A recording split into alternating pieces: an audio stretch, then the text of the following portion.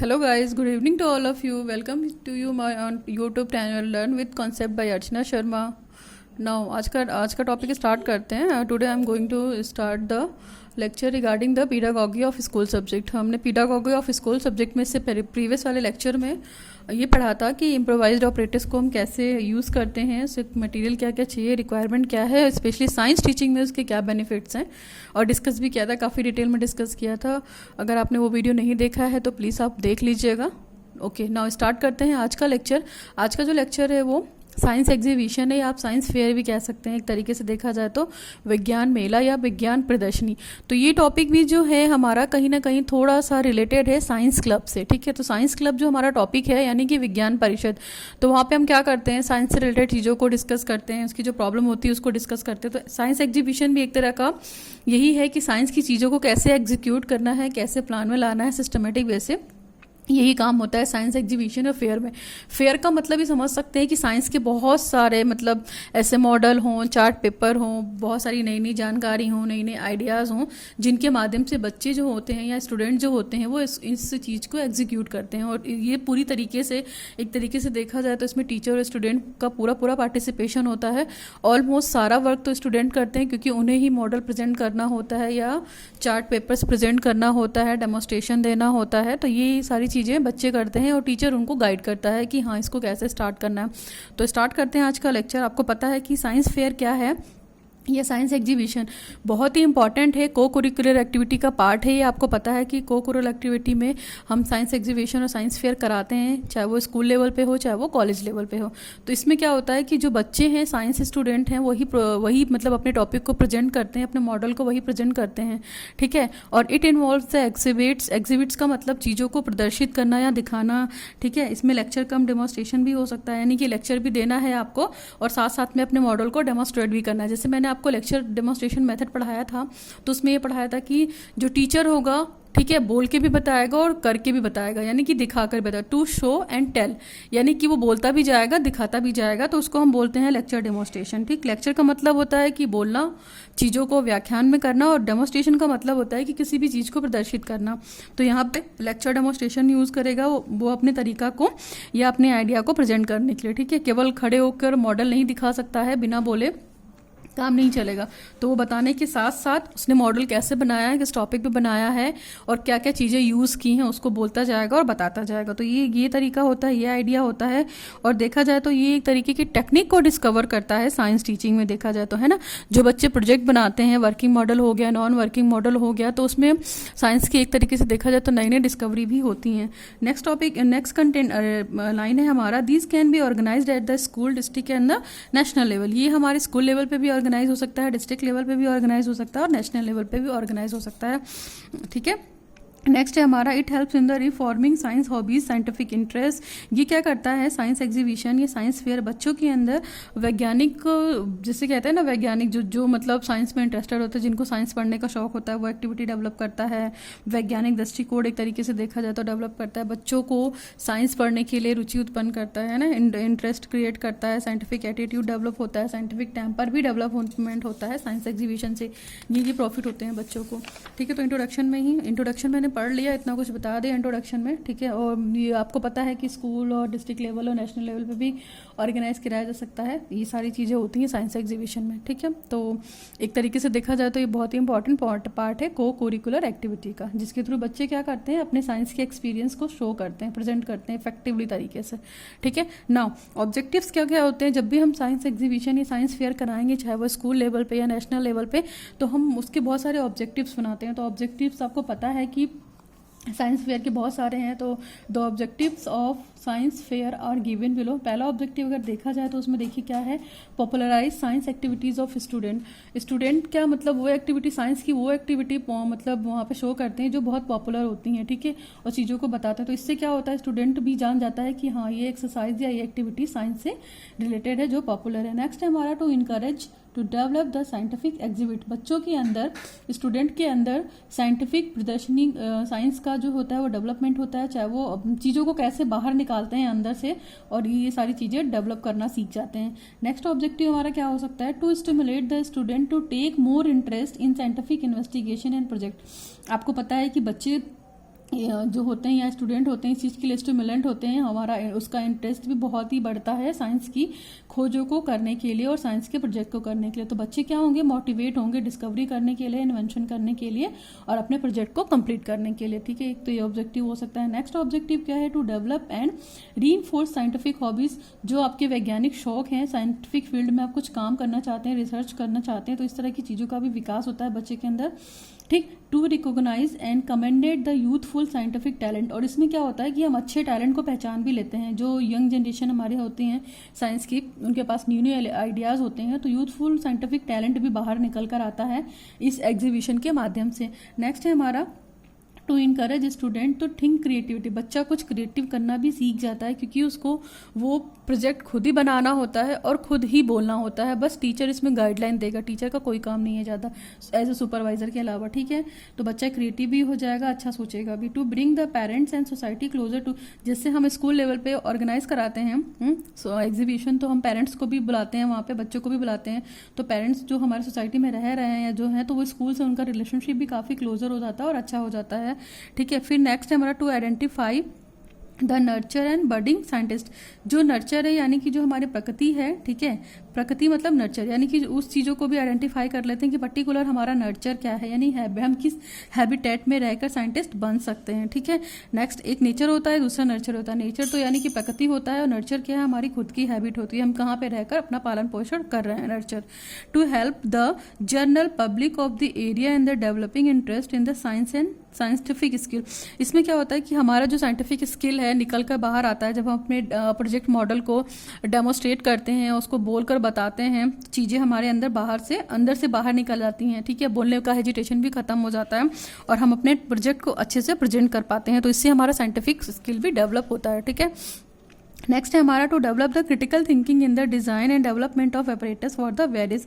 बहुत सारी खोजों के लिए क्या होता है ना, हमारे अंदर चीज़ों को डिज़ाइन करने का और मतलब उसको सोचने का, उसको प्रॉपर तरीके से करने का विकास हो जाता है। जैसे ऑपरेटर्स, अगर हम कोई मान लीजिए कोई वर्किंग मॉडल बना रहे हैं तो उसमें हम कौन कौन सा ऑपरेटर्स यूज़ करेंगे, उसका डिज़ाइन किस तरह करेंगे, तो इस तरह के आइडियाज़ भी हमारे माइंड में आ सकते हैं ना।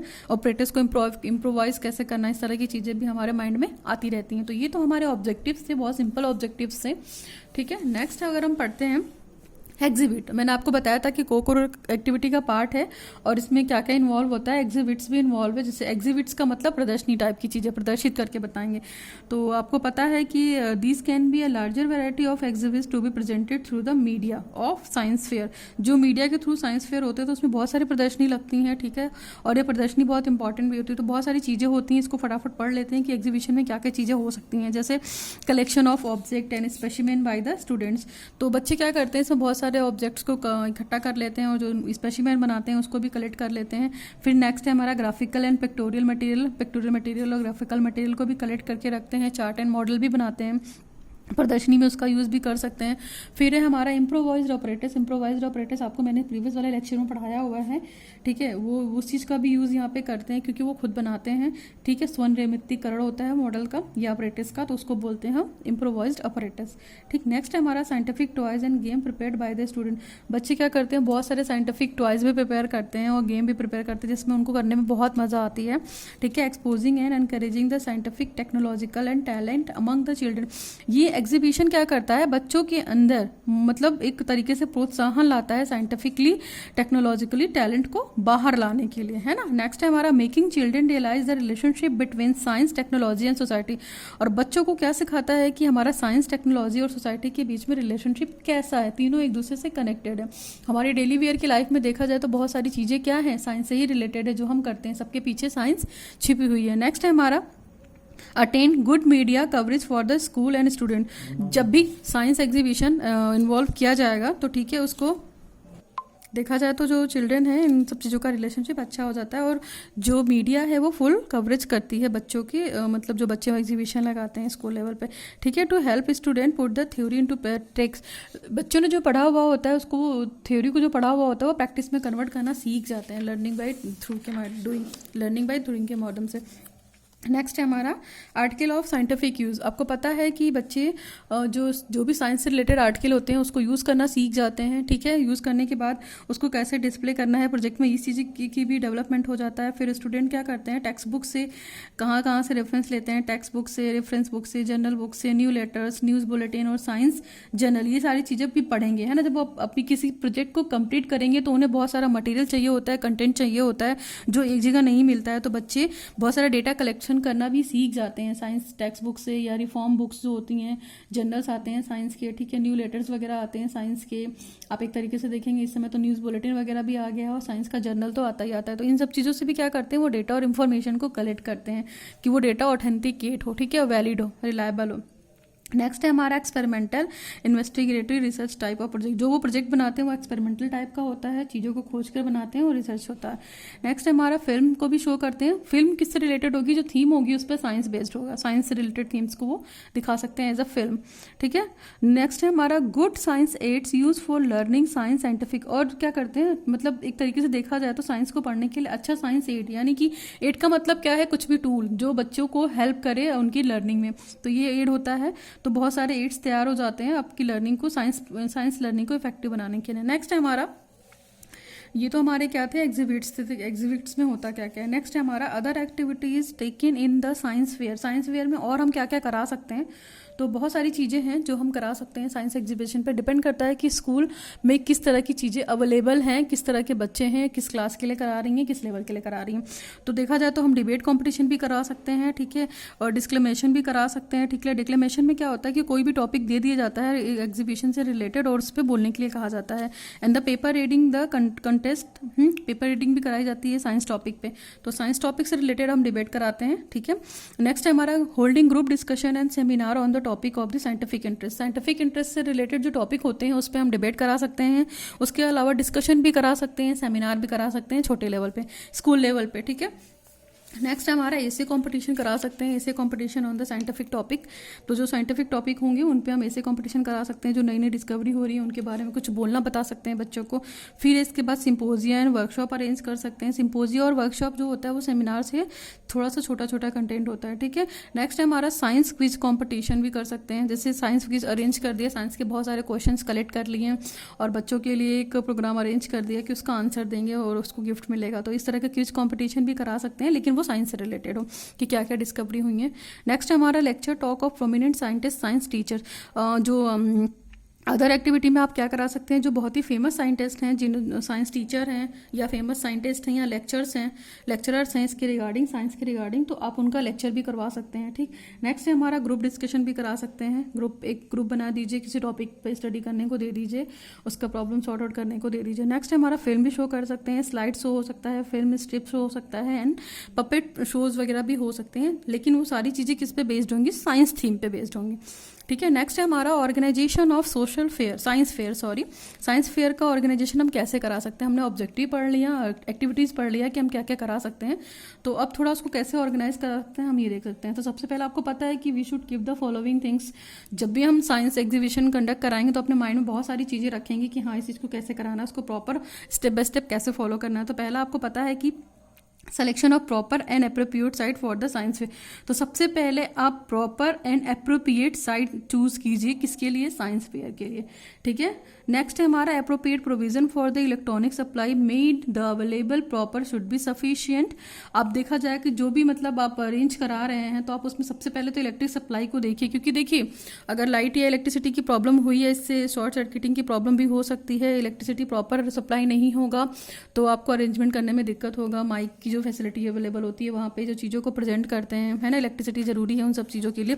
तो हर तरीके से देखा जाए पावर सप्लाई बहुत सफिशिएंट होनी चाहिए, अच्छी होनी चाहिए। आप ये भी देखिए कि बहुत ज़्यादा लोड तो नहीं हो रहा है, चीज़ें बाद में जाके डिस्ट्रैक्ट तो नहीं हो जाएंगी। तो इन सब चीज़ों को भी बहुत अच्छे से डिस्ट्रीब्यूट करना है आपको। नेक्स्ट है हमारा there should be suitable arrangement for the drinking water, toilets and urinals. आपको पता है कि आप एग्जीबिशन करा रहे हैं तो बाहर के लोग भी बहुत सारे आते हैं, बाहर के बच्चे भी आते हैं, पेरेंट्स भी आते हैं, तो आप उनके लिए पानी की व्यवस्था रखिए, टॉयलेट्स की व्यवस्था रखिए और यूरिनल्स की भी व्यवस्था रखिए ताकि उनको कोई दिक्कत ना हो एग्जीबिशन में, ठीक है। नेक्स्ट है हमारा देखा जाए no place for dead and arise the bot next marks of the fairs, ठीक है। तो इसमें क्या है, आप ऐसा कोई भी डेड प्लेस मत रखिए जो आपको मतलब आपके लिए बहुत गलत लगे कि हाँ ये तो नहीं होना चाहिए था, इनका अरेंजमेंट अच्छा नहीं है, ठीक है। नेक्स्ट हमारा the location should well marked arise space entrance and exist. जो लोकेशन आप अराइज करते हैं साइंस एग्जीबिशन के लिए, कोशिश कीजिए कि वो काफ़ी स्पेसियस हो और उसका आने का और जाने का दोनों भी एंट्री मार्केबल हो। मार्केबल इन द सेंस कि हाँ एग्जिट यहाँ से है, यानी कि एंट्रेंस यहाँ से है और एग्जिट कहाँ से है। तो ये सारी चीज़ें वहाँ पे अच्छे से सेटअप होनी चाहिए। नेक्स्ट है हमारा allotment of space should be as the per need requirement of the participating team. आप जो स्पेस आप अलाउ कर रही हैं बच्चों को एग्जीबिशन कराने के लिए, तो आप ये देखिए उनके लिए सफिशिएंट है या नहीं सफिशिएंट है, और उनकी टीम के हिसाब से देखिए कितनी टीम है, कितना स्पेस है हम दे रहे हैं उन्हें चीज़ों को प्रेजेंट करने के लिए, ठीक है। तो उनकी नीड को भी ध्यान में रखना पड़ता है आपको। नेक्स्ट है हमारा provide all amenities to each team in a systematic manner. आप जिन साइंटिस्ट को बुला रहे हैं, फेमस पर्सनालिटी को बुला रहे हैं, लेक्चरर्स को बुला रहे हैं और साइंटिस्टों को बुला रहे हैं, तो आप उनको एक सिस्टमेटिक वे में बुलाइए, सिस्टमेटिक वे से उनको मैनर में रखिए और उनको प्रेजेंट करने के लिए बोलिए और उनको भी 2 शब्द बोलने के लिए बोलिए, ठीक है। तो उनके लिए भी अच्छा अरेंजमेंट करिए according to systematic manner. Next है arrangement should be made for the competent and trained person with the effective communication ability. आप ऐसा आप जो कॉम्पिटेंट करा रही हैं या आप जो एग्जीबिशन करवा रही हैं, तो उसमें ध्यान रखिए कि ट्रेंड पर्सन हो, ठीक है, और उनका कम्युनिकेशन एबिलिटी बहुत अच्छा हो और इफेक्टिव हो। नेक्स्ट है हमारा the exhibit should be properly labelled. Her cheese exhibition में लेबल्ड होनी चाहिए, मार्केबल होनी चाहिए, कि किसी भी चीज़ को ढूंढने से पहले उनको दिक्कत ना हो। अगर वो साइंस एग्जीबिशन में मान लीजिए वर्किंग मॉडल से रिलेटेड एग्जीबिशंस करा रहे हैं, तो कैटेगराइज हो कि यहाँ पे ये वर्किंग मॉडल का प्रेजेंटेशन होगा, यानी कि एक तरीके का चार्ट लगा सकते हैं आप वहाँ पे और एंट्रेंस लगा सकते हैं कि ये मॉडल इससे रिलेटेड है, ठीक है, ये वर्किंग है, नॉन वर्किंग है, सेमी वर्किंग है, इस तरह की चीज़ों को आप मेंशन करिए और प्रॉपर लेबल करिए। नेक्स्ट है use good quality of wires for electricity and electrical apparatus. कोशिश कीजिए जो स्कूल में वायरिंग है उस टाइम पे, ठीक है, वो प्रॉपर हो, अच्छी क्वालिटी का हो, और जो अपरेटस यूज़ कर रहे हैं इलेक्ट्रिक अपरेटस वो भी प्रॉपर क्वालिटी के हो, बेस्ट हो। As far as possible provide systematic furniture arrangement. और आप प्रॉपर सिस्टमेटिक अरेंजमेंट भी करिए फर्नीचर का जो एग्जीबिशन देखने आए हैं उनको बैठने के लिए, ठीक है। नेक्स्ट है हमारा time consuming exhibit should not be accumulated at the one place. देखिए आप एग्जीबिशन को प्रॉपर तरीके से कंज्यूम करेंगे टाइम के हिसाब से, तो वहाँ पे एक जगह भीड़ भी इकट्ठा नहीं होगी, ना होनी चाहिए, ठीक है। उन लोगों को प्रॉपर अलग अलग सेक्शन बना दीजिए। नेक्स्ट है there should be one incharge and assistant incharge. एक पर्टिकुलर एक इंचार्ज होना चाहिए और उसका एक असिस्टेंट इंचार्ज होना चाहिए हर सेक्शन के लिए। जितनी भी साइंस फेयर लगी हुई है तो उससे उनको दिक्कत नहीं होगा, वो इंचार्ज उनको उसके बारे में कन्वे करेगा कि यहाँ पे ये एक्टिविटी हो रही है या यहाँ पे इस तरह का एग्जीबिशन हो रहा है, ठीक है। तो वेलकम के लिए या इस तरह चीज़ों के लिए इंचार्ज और असिस्टेंट इंचार्ज भी अपॉइंट किए जाते हैं हर सेक्शन के लिए साइंस के, ठीक। नेक्स्ट है हमारा, हाँ देखा जाए तो different section should be made for the display of exhibits. जो भी डिफरेंट सेक्शन आप एग्जिबिट कर रहे हैं या प्रदर्शनी लगा रहे हैं, तो वो जो डिस्प्ले बोर्ड होता है उस पर मैंशन हो या उस पर एग्जिबिट हो, ठीक है। Process of different related to the branches of science. अगर फिजिकल साइंस का करा रहे हैं या केमिस्ट्री का करा रहे हैं, तो सारी चीज़ें क्लियर हों कि यहाँ पे इसका है प्रदर्शन और यहाँ पे इसकी एग्जीबिशन लगी हुई है। नेक्स्ट हमारा opening and closing time should be well notified before hand. आप ये सारी चीज़ें ऑर्गेनाइज करने से पहले इस चीज़ को कन्वे कर दीजिए कि उसका क्लोजिंग टाइम क्या है और नोटिफाइड टाइम क्या है ना, कब शुरू होगा और कब से खत्म होगा, ठीक है। Make proper arrangement in such a way so that